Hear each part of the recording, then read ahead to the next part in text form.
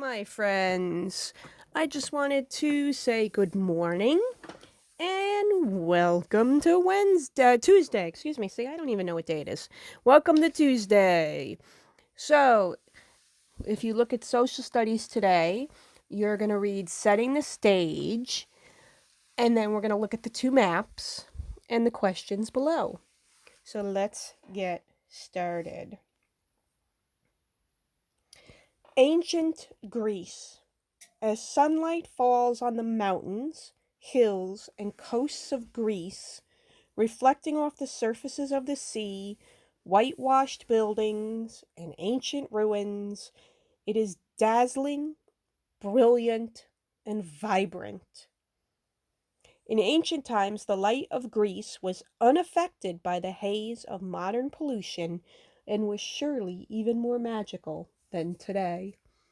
Takeaway, it is beautiful there. Greece has three main parts. The mainland, which is the part of southern Europe, the peninsula, which is connected to the mainland by just a thin strip of land, and the islands, which number more than 2,000. So if we look over here, and we scroll in, you can see Athens and Sparta are attached. Then you can see Crete is basically the biggest island. And then you can see Troy.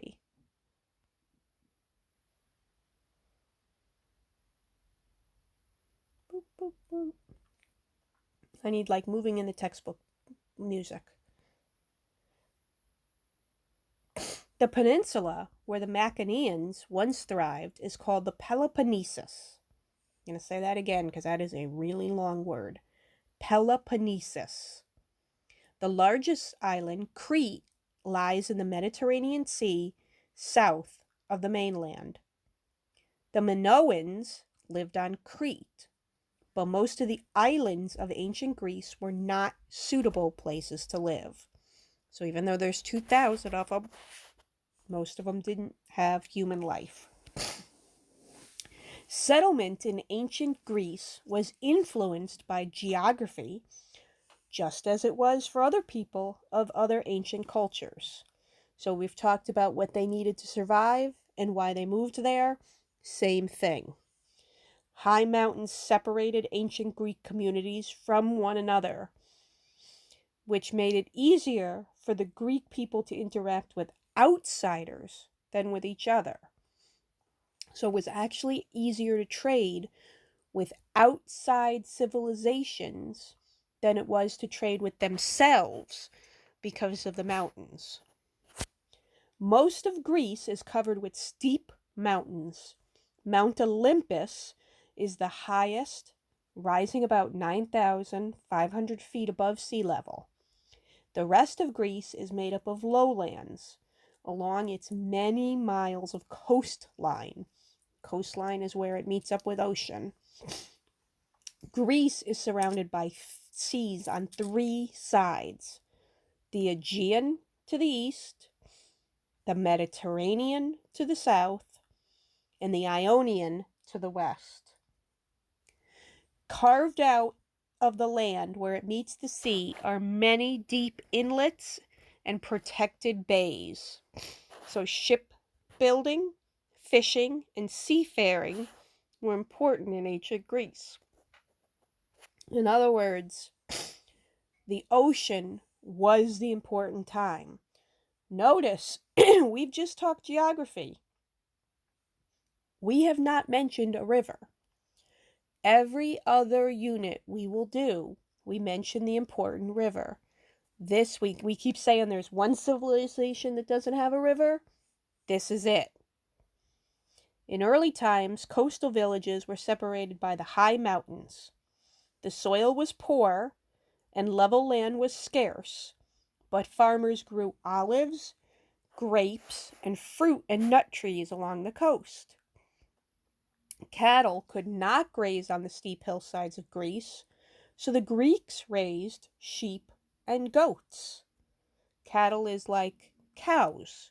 So there's not enough room to have cows, but there's enough room for sheep and goats. Over time, as the population of ancient Greece grew, it became harder to produce enough food for everyone. So the Greeks took to the seas, traveling to Asia Minor, which is present-day Turkey, France, Italy, Spain, and Africa to set up trading colonies.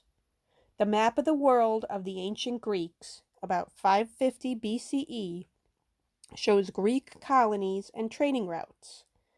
In this unit, you will learn more about the land of light and the ways in which the mountains and the sea shaped the history of ancient Greece.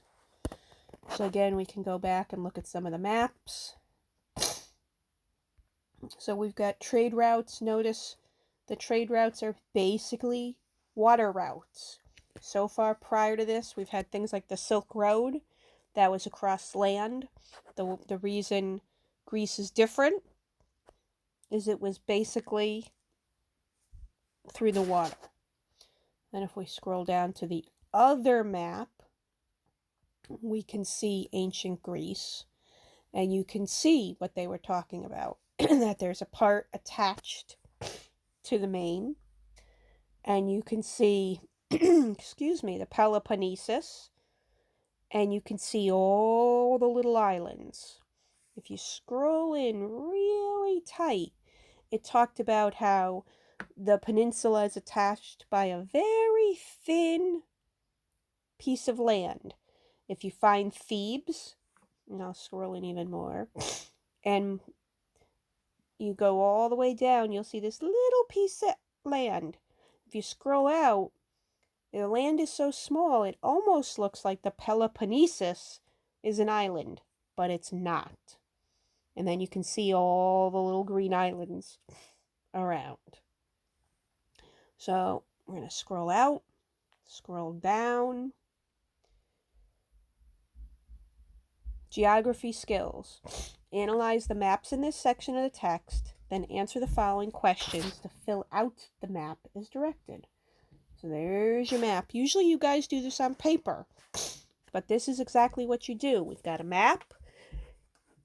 Now you're going to fill in the map and answer the questions.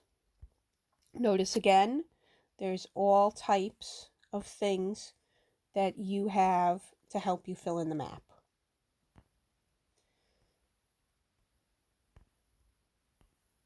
So let's go read that. Sorry, guys. Locate the sea that is south of ancient Greece. Label it.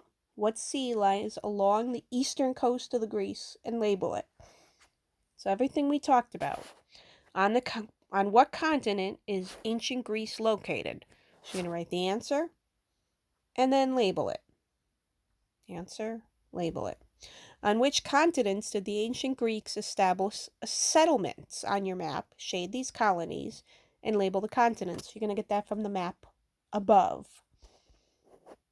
Use the large map in the student text.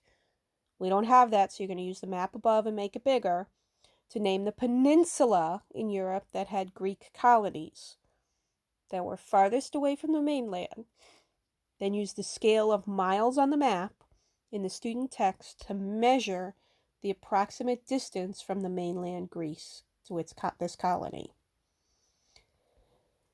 Locate the Adriatic Sea and Ionian Seas on your map and label them. How did the seas surrounding ancient Greece influence its development? 6. In what description would you travel to get from ancient Greece to Egypt? Greece, think about where it is. Egypt's in Africa. Locate and label the cities of Athens and Sparta. Again, those are on the other maps. Which one is farthest north? North is, remember, pointing up. So you may have to scroll up and down to be able to do this. I don't know what device you're on. Me on the phone, I can only look at certain amounts. Then you're going to answer the critical thinking questions. Review the Unit 5 setting the feature of the student test. The Greeks did not have much level land for farming or grazing cattle. How did they meet this challenge? In other words, what did they grow instead? And what animals did they have instead? 9. Over time, as the population of ancient Greek communities increased, some communities did not have enough farmland to produce enough food for the population. Using the map in Unit 5, setting the stage feature, predict what ancient Greeks did to solve the problem. In the reading, we told you they didn't have enough farmland, so how did they get their food and stuff? 10. Most of the Greek islands lie between the Greek mainland and Asia Minor, present-day Turkey. Would this fact have made travel to Asia Minor easier or more difficult? So in other words, look at the map, think about where the islands are, think about traveling. Would it be easier because of them or not? 11. When the ancient Greeks established settlements in other countries, they came into contact with people from other cultures. How might this have affected the history of ancient Greece? Think of what you know from the Silk Road. I travel and trade with you. Does that affect my history? Does that affect my beliefs? Does that affect maybe what I know and how I live? That's what that question's asking you. So now you're going to log on to TCI. You can reread, or we just read, and you're going to scroll down on yours, and you're going to start with the map.